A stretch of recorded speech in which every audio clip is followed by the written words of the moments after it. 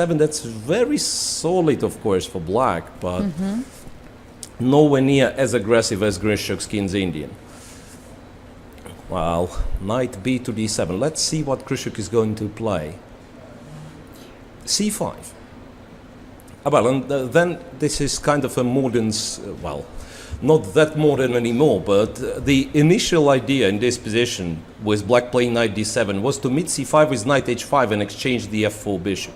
Queen a4? Queen a4 is somewhat surprising. Usually this Somewhat move are surprising. in the positions when king is Yeah, still it's not like you, castling. it's like you give a check or you The pin the pin. knight. Here it's a little bit surprising.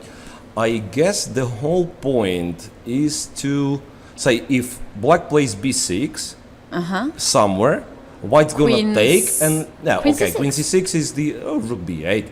No, I thought No, like, 7 pawn is white hanging. can. c7 pawn is hanging.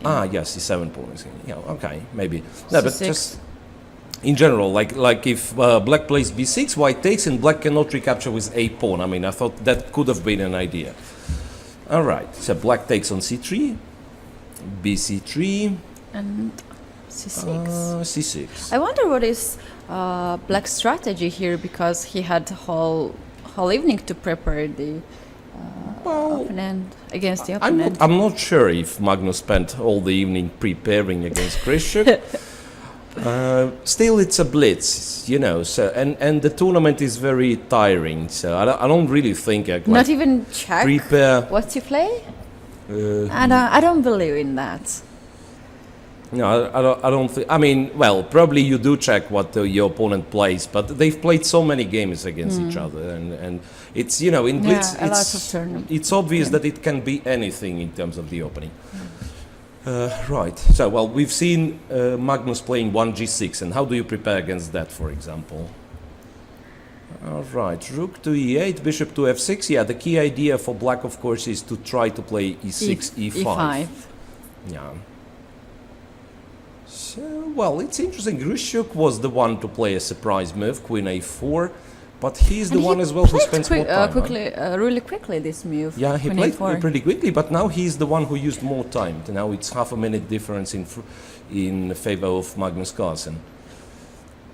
Well, do we have, on your screen, Katie, could we check if there are early results, like maybe some early draws somewhere? Not really, not really. It's the first game of the day, so everyone They have all the energy, yeah, and they are ready to fight. wants to play. Well, Game. and Grischuk is the first to try to open the center with e3, e4. This moving the pawn in the center. So now it is important. e4, e5. Now it will be really sharp game.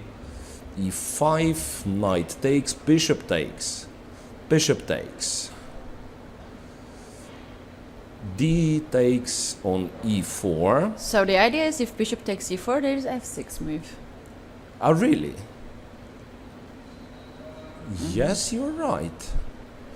Yes, you're right. Bishop e4, What? f6, but you know, f6. What is hidden? No, I think no. No? Magnus decided just to take. No, I thought f6. White could really play f4, and if you take with the pawn, he takes with the pawn, sacrificing the piece. But somehow it would have been some compensation. Let's see what goes on now, because black is almost fine. Let's put it this way. Black is almost fine, so he needs like one or two moves. Like to develop this bishop from Yeah. c8. Now, for instance, he wants bishop f5.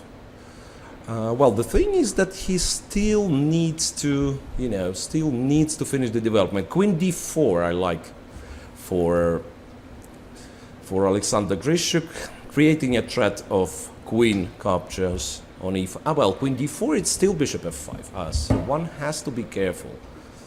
Bishop f5, bishop to f5 is actually a serious threat. And Grischuk is down to not so much time left. He went f4, where pawn on c5 was gone with a check. Rook goes back to e7. Yeah, I think black is totally fine. I mean, black is much better. I mean, unless there is some move to stop black's development of black's bishop. Because if black gets to play bishop e6, he's just a pawn up for nothing, more or less. Grischuk has only 6 seconds on the clock. Yep, queen c2, g6 and h3. So no comfortable development for black, but bishop d7 is fine, and then the other rook comes to e8. Yeah, Magnus Carlsen is a pawn up against Alexander Grischuk, the man who has beaten him in the rapid, in the last round of rapid. Tries to exchange the queens, obviously. Magnus took another pawn. Took on c3, so 2 pawns up.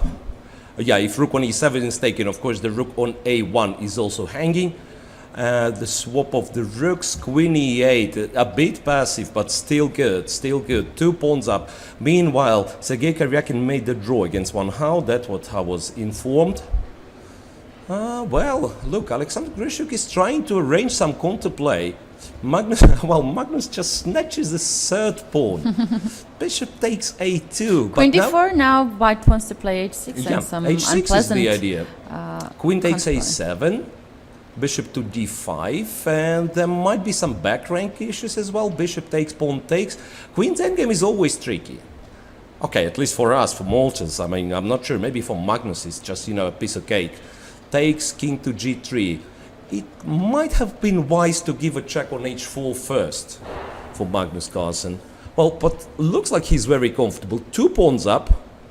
Well, winning position it has to be. Why not b5? No, the b5 can be b5, lost. yeah, you just b6. give the pawn, yeah. b6, check, king goes to g7, no checks anymore. Queen c7 is a bit annoying, but there is a check. Yeah, and b5, so he keeps both pawns. Well, and I've got incredible news. Pia Kramling has won yet another game with the black pieces, so she keeps leading and might even extend her lead.